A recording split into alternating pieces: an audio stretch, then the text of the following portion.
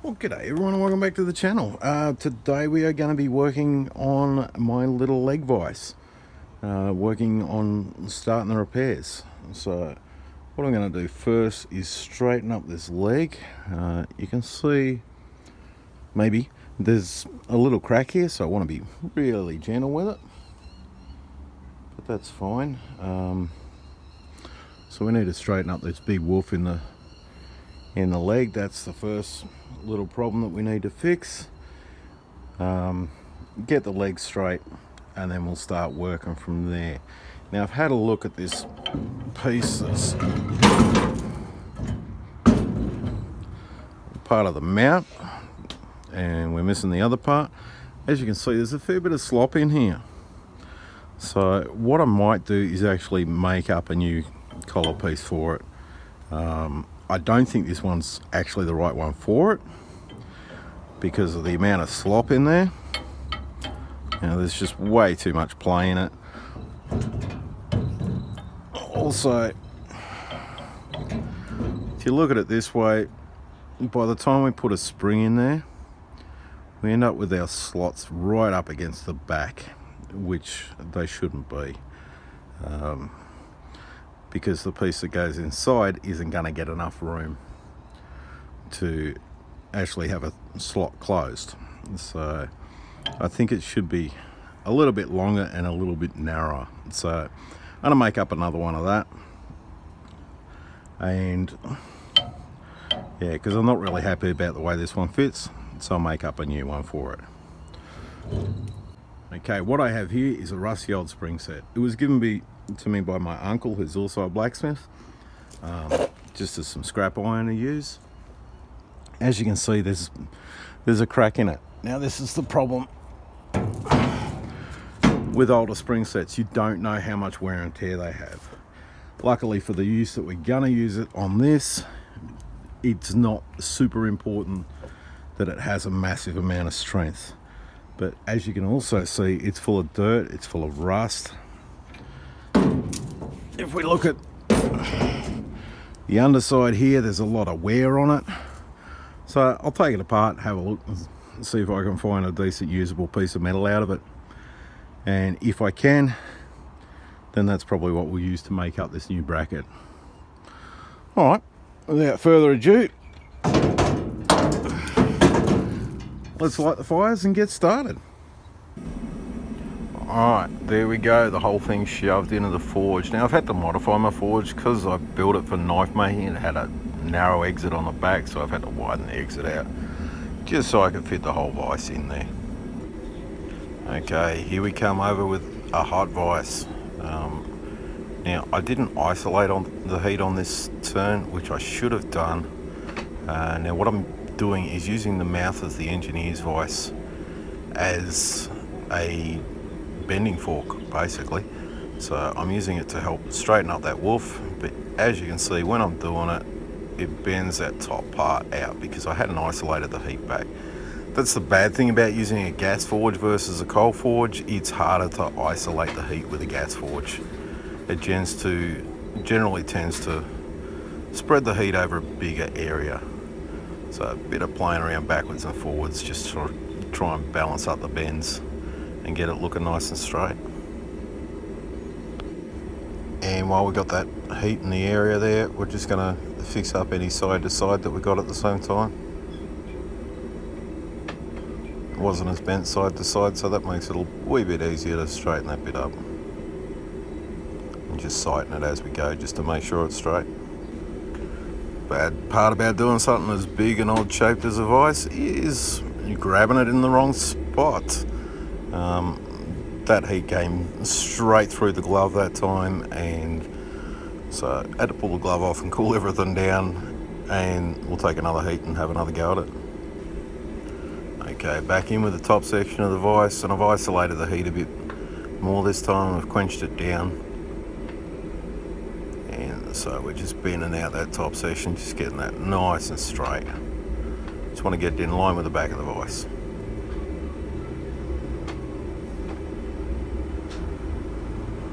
And you can see the smoke coming off it from all the oil that was in it, cooking away.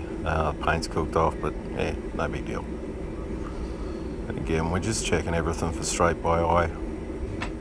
Now picking it up from the quenched area this time, I'm just going to take it away and let that cool down so I don't need to quench the whole leg.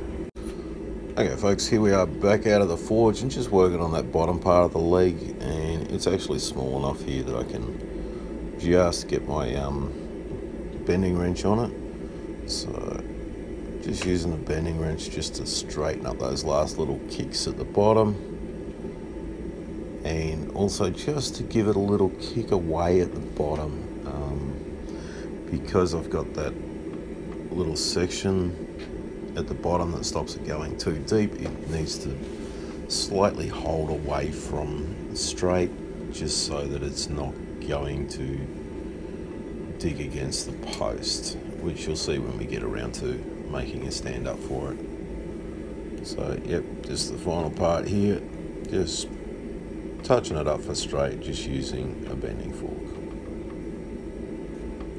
Now once this is done, I'm just going to let it air cool. When we get to the finish, I'm going to use a bucket of water or something as big as possible full of water. I'm going to heat the whole leg up and harden it up, because I don't want a soft leg on it, because I'm going to be hammering on it. I'm probably not going to film that part because I'm going to be dealing with a lot of hot metal, and quite frankly, I don't need more burns. Okay, here we're just cutting apart that spring set. It's just a matter of cutting across a couple of clamps and giving it a bit of a bash with a hammer just to knock it all loose. Then sorting through and finding the most usable piece. They've all got a bit of a curve in the back, so just the best one. Okay, I've changed up the way I'm designing it. Instead of doing a new bracket for it, I'm gonna change the mounting bracket so it flows through. Now, instead of taking some time to plan it out and do it another day, I've sort of changed plans in midstream and just gone ahead with it on a Friday afternoon. That's probably not the greatest idea, because it left me struggling a fair bit more than I would have otherwise. So I'm just marking the length of the two arms on the bracket. I need to put a split down there, and also how much material I'm going to have left on the post for it to grab onto. So that judges the length of it, and then I need to mark in for my splits.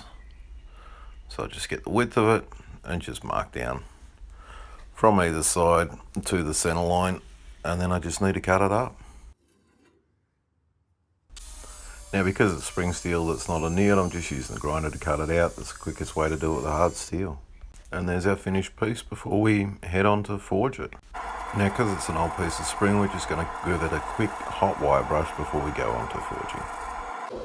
Alright, first part of forging, I just want to take a flat iron, put it on there and just knock it down the flat. Take the curve of the spring out of it, just so I'm working with a nice straight piece of steel to start with. Okay, we're going over to the vise, and exactly the same as the twisting technique that I used the other day. Just using a wrench just to twist the legs around. So do one back in the heat and do the second one, give it a twist around, and that'll start forming the shape that I want. And here's a vertical look down. Okay, here I'm trying to drive the mounting plate, which is going to be screwed into the post. I'm trying to drive that downwards, which isn't really working too well, and it ends up twisting the arms back in. So we'll pull those arms back out, and then I got a little smarter and used another hammer as a step to help me do it, which gave me a lot less twisting. Much better effect. Okay, here I've used a piece of inch in the vise as a mandrel, and that's about the same size as the neck of the leg vise. So that should work pretty good when we get around to that point. So just using that as a mandrel just to form it back down. And here we learn why you got to be very careful with your dodgy setups when you're playing with hot metal. the piece of metal jumped off the other end, so I had to readjust and do it up on that angle there, but I could get away with it, and luckily it didn't drop too fast and flip that hot metal up into the air. As I said, Friday afternoon working on hot metal, yeah, not the greatest idea when you change plans midstream. Okay, and one last go at straightening up that mounting bracket, just to try and get it nice and sitting flat against the post when I'm done. One of those things you just got to keep playing with until you get it right. Last thing for the evening is just checking up fit up. It's still a wee bit wide, but it's tight on the vise, so I'm going to have to thin the metal down a touch. Easiest way for me to do that is on the belt grinder. That's going to be the easiest and cleanest way to do it at this stage. Okay folks, at this point I'm just letting it sit in the forge. It can slowly cool with the forge, and that'll help to anneal the piece. Because it's spring steel, we want to soften it up as much as possible, so that'll just slowly bring the temperature down and anneal it down. And I'm pretty much at the point where I'm making too many mistakes, so it's time for me to take a break for the day. So best thing to do is just let that piece anneal down, me take a break, and then hit it fresh next time. Alright, thank you very much everyone for watching. Please hit the like, hit the subscribe, and hit that little bell notification so you can see when I'm doing this next time, and hopefully I do a better job than what I did today. Alright, cheers folks, bye for now.